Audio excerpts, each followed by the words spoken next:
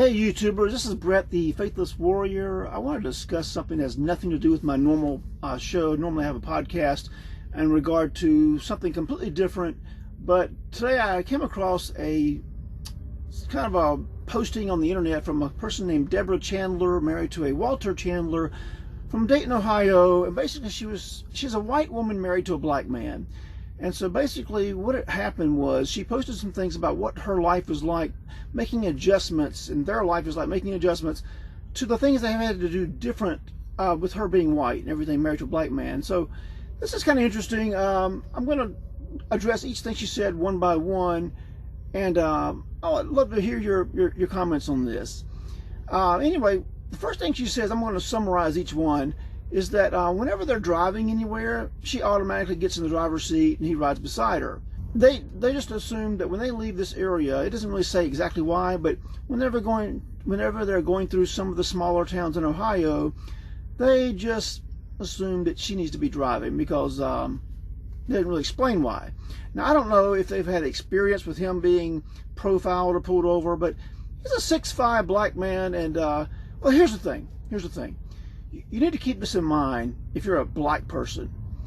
And it sucks for the law-abiding black people who are honest, hardworking people, but it is a statistical fact that 1 out of 3 black men between the ages of something like 18 and 30, don't know the exact ages, but something like between 18 and 30, 1 out of 3 are either in prison, on probation, or on parole. Now that's a staggeringly high number. For 13% of the population, think about what that means. If you're, the white people make up about 63% of the population. While they commit more overall crimes because they have over 4 times as many people, more like 5 times as many, people see the numbers of crimes committed by young black men, and so they're naturally on edge. I don't know if the police are taught to profile, but they probably are. I mean, to be honest with you, if you're a cop, let me put it another way. Let's say 1 out of every 3 left-handed people have committed crimes, and you have a bumper sticker that says, "I'm a lefty." Do you think you're more or less likely to get pulled over and maybe talked to a little different by a cop? Would it have anything to do with racism? No. It would have to do with statistical facts. Okay? This is not racism if you're getting pulled over. She doesn't say exactly why she drives everywhere. It could be that they're just assuming that he might get profiled. It just doesn't say. There's not a whole lot to say about that one.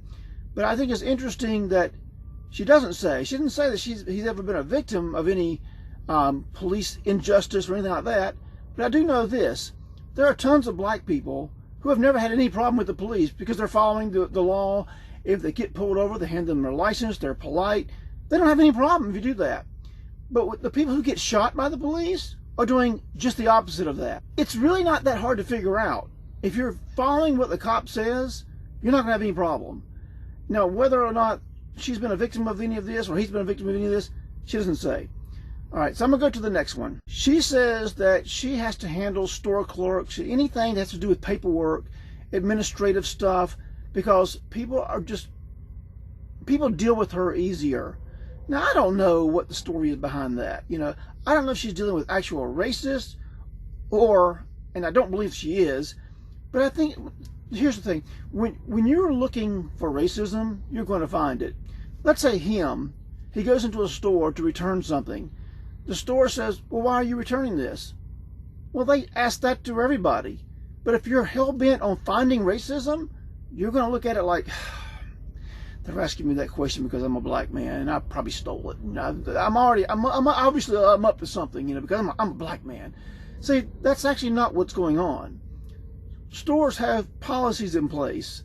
If you're dealing with a government building, that's probably the last place you're going to experience any kind of real racism. But again, if you're looking for racism, you're going to find it. It's really that simple. If you don't like what someone has to say and they happen to be a different skin color and you really want to see it as racism, you're going to see it as racism. If, as a white man, I deal with a clerk who's white and I don't like what they have to say, I don't consider them racist. I consider their policy sucks, or they're an idiot, or they're a jerk, or they're somebody I don't want to deal with. I don't really care what their skin color is. There are idiots and jerks and pricks out there. It's really that simple. You know, you can't just start looking for racism just because you think you want to see it. Her handling all the paperwork, how many times did he even try to do this? I don't really know. She doesn't really say. But I just know that you're going to encounter all kinds of different people who are not going to treat you any different whatsoever. You know, most people out there are not racist. Most white people or black people are not racist. But if you deal with people enough, you're going to find the pricks and jerks. So therefore, when you find them, just because they're a different color than you does not mean they're racist. It means they're pricks and jerks. Another thing she mentioned was greeting cards. Now, there's actually two things she mentions about finding. She says you can't find greeting cards and dolls that are black in the stores very often. Very few, very small pickings. Well, again, this isn't racism. This is called business. Do you think that Hallmark would publish a whole lot of greeting cards with black people on them if they thought they could make money on it? Do you think that Hasbro would create more black dolls if they thought they could make money on it? Absolutely. Why do you think anybody creates any product for anyone? The purpose is to make money, not to commit acts of racism. If there was a big market for the 13% of the population buying dolls and greeting cards and the store space for it, the shelf space, you would find them. Trust me, you would find them. A lot of greeting cards don't even have people on them. They have animals and things like that. So I don't know how anybody could consider that racism. That's about real marketing. If you thought there was a shortage of black greeting cards, then I would suggest you go into the black greeting card business, because somebody would be doing it if there was a big demand for a large number of black greeting cards or black dolls. She says that her husband is 6'5" tall, and he's just nice to everyone. I mean, he feels like he has to go out of his way to be nice to everyone because of his intimidating size. Well, that's not unusual at all for anyone who's 6'5". Being 6'5" and white, you're probably going to want to be nice to people on a first impression, especially if you're like, let's say you're walking through a park and you encounter a 5'3" woman and you're 6'5" and you want to ask her a question. You might want to keep your distance and not really approach her really quickly and harshly and suddenly, because she might be on edge. And I don't care if you're black or white. When you're 6'5", you are intimidating to people. And it's just a first impression. Once they get to know you, you're not going to have any issues with your height. Okay, she says that when they are shopping together and they're leaving the store, if her husband Walter is pushing the cart, she has to have her receipt ready because they'll ask for it. Well, that all depends on the store. Here's the thing. If most stores have a policy in place, I know Walmart does, that if you are leaving the store with a cart full of groceries and you have something that's not in a bag, something that's large that does not fit in a bag, they will ask to see your receipt. I don't care what skin color you are. That's Walmart's policy. If you have bags of groceries, they're likely not asking for your receipt. I don't know where she shops. She doesn't say. But it could be a store that typically asks for receipts when they see you have large enough items. I don't really know. But the fact is, if it is some sort of racial profiling, let me go back to what I said before. If 1 out of every 3 black men have committed crimes, they had a 1 out of 3 chance of finding somebody committing a crime in that store. Not necessarily the truth for that particular store on that particular day, but it's a possibility. But you know what? When a store clerk checks the receipt, they're really just trying to look busy.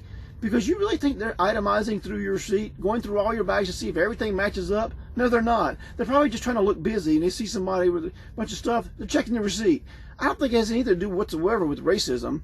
White people get checked for their receipts all the time, too. I know a guy who used to work at Walmart. He's a white guy. His job was to check receipts when people leave the store. He stopped this black couple because they had lots of loose items in the cart that didn't fit in bags. And he had to see the receipt, and they just jumped all over him. Why are you checking our receipt? Is it because we're black? He's like, no, it's because it's my job. I'm supposed to check items that are loose in the cart. But again, if you're intent on seeing racism everywhere you look, you're absolutely 100% surely going to find it. Now, this next one kind of gave me a chuckle. She says that she said that her neighbors, none of her neighbors actually thought they owned their house. They just thought they were renting it because he's the black man and she's the white one. That doesn't even make sense to me. Okay, if your neighbors think that you rent your house without even asking, are you in a neighborhood like mine where half the people there are renting? Half the people owners, half are renting. I don't know what the story is with your neighbors. Maybe your neighbors rent their house too. The fact is, if your neighbors own their houses and they assume that you don't, your neighbors are idiots. Your neighbors aren't racist. Your neighbors are idiots. Your neighbors aren't racial profiling. Your neighbors are idiots. It's really that simple. I mean, for crying out loud, black people own all kinds of things, not just houses, but businesses. There are millionaires and billionaires who are black people. Why in the world would anyone assume that you don't own your house? She said it took them years to found a church where there weren't racist undertones. Now, it depends on what you mean by racist undertones. I'll just tell you this. When you move to a new town, especially a small town, and I'm assuming they live in a small town just outside of Dayton, you're really not going to fit in that well, that easily. If you're not from there, you may take years just to fit in there. I don't care what color you are. My wife and I moved to a small town on a mountaintop in Tennessee one time. We lived there 3.5 years. Let me tell you how many friends we had that were from that town originally. After 3.5 years, how many friends do we have? 0. Well, there was one couple, an older couple we saw once in a while because we had a mutual friend, and we saw them a little bit, so we were kind of casual friends with them. But as far as any close friends there who were from there, 0. Now, are we friendly people? Absolutely. Were we active in the community? Not really. I worked at home and we homeschooled our kid, so we weren't as active out there in the community as some people might be, so it's a little harder for us to meet people. But all the friends that we did have were all from another area who also moved there and who also said the same thing. We have a hard time fitting in here. And guess what they all had in common? They were all white. In this whole county, I only saw about 2 or 3 black people the entire time I lived there. I mean, it was amazing. Saw a few people in town. Might have been just passing through. I don't know. But it was amazing. When you're a new person in a town, you're not going to fit in that easily unless you've been born there and raised there. So when you're a new person going to a church, especially, you know, you're a different couple. You're an interracial couple. So you're going to have a hard time gaining the trust of people. I don't care if it's church or not. I don't care if it's church or some other social organization. You will have a hard time just making headway and making good friends there.